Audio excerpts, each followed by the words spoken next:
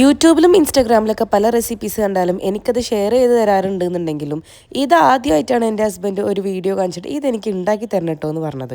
ആ ഒരു ഐറ്റമാണ് ഒടവാഴക്ക കേട്ടോ. അപ്പോൾ അതിന് വേണ്ടിയിട്ട് ഇതാ 4 നേന്ത്രപ്പഴം തൊലി കളഞ്ഞെടുത്തിട്ടുണ്ട്. ഒരു ദിവസം മൊത്തം വെയിലൊളിച്ചതിന് ശേഷം ഇതാ നടു കീറി കൊടുക്കുകയാണേ. നടുവേ കീറിയിട്ട് ഒന്ന് പിളർത്തി കൊടുക്കണം. ആ ഒരു വീഡിയോ കണ്ടപ്പോൾ ഇത് വർക്കാവോ ടേസ്റ്റ് ഉണ്ടാവോ എന്നൊക്കെയുള്ളൊരു സംശയത്തിലാണ് ഞാനിത് ഉണ്ടാക്കാൻ വേണ്ടി നിന്നത്. അതുകൊണ്ടാണ് ഞാൻ വെറും 4 പഴത്തിൽ ഒതുക്കിയത് കേട്ടോ.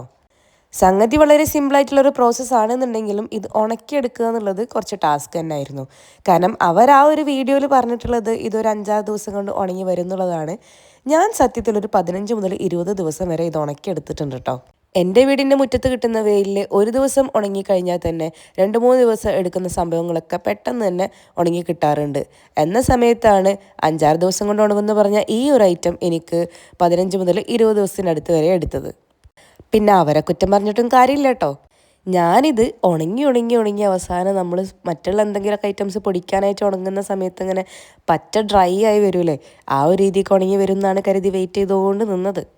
പക്ഷേ ഇതിൻ്റെ പരുവെന്ന് പറഞ്ഞാൽ നമ്മൾ ഈ ആപ്രിക്കോട്ട് ഫിഗൊക്കെ ഉണ്ടല്ലോ, അത്തിപ്പഴം പോലുള്ള ഡ്രൈ ഫ്രൂട്ട്സൊക്കെ, അതൊക്കെ ഡ്രൈ ആണെന്നുണ്ടെങ്കിലും ഉള്ളിലൊരു സോഫ്റ്റ്നെസ് ഉണ്ടാവില്ലേ, ഈ ഒരു രീതിക്കാണ് കേട്ടോ ഉണ്ടാവുക.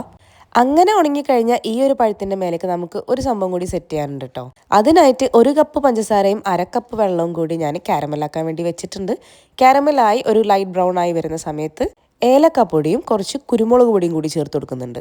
ഇനി ഇത് ആ ഉണങ്ങിയിട്ടുള്ള പഴത്തിൻ്റെ മേലെയും താഴെയൊക്കെ ആയിട്ട് ബ്രഷ് ചെയ്ത് കൊടുത്തതിന് ശേഷം വീണ്ടും 1-2 ദിവസം ഉണക്കിയെടുക്കുക കേട്ടോ.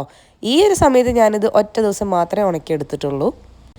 അപ്പം തന്നെ അത് സെറ്റായി വന്നിട്ടുണ്ടായിരുന്നു കേട്ടോ. അങ്ങനെ ഒടവാഴക്ക റെഡിയായി. കഴിച്ച് നോക്കുമ്പോൾ നമ്മൾ ഏകദേശം ഫിഗിൻ്റെ ആ ഒരു ടേസ്റ്റ് വരുന്നുണ്ട് കേട്ടോ, ആ ഒരു ഡ്രൈ ഫ്രൂട്ട് അത്തിപ്പഴത്തിൻ്റെ. അപ്പോൾ ഇതെല്ലാവരും ട്രൈ ചെയ്ത് നോക്കണമെന്നൊന്നും ഞാൻ പറയില്ല. നേന്ത്രപ്പഴം വില കുറഞ്ഞ സമയത്ത് ടൈമുള്ളവരൊക്കെ ചെയ്തു നോക്കുക, അഭിപ്രായം പറയാം.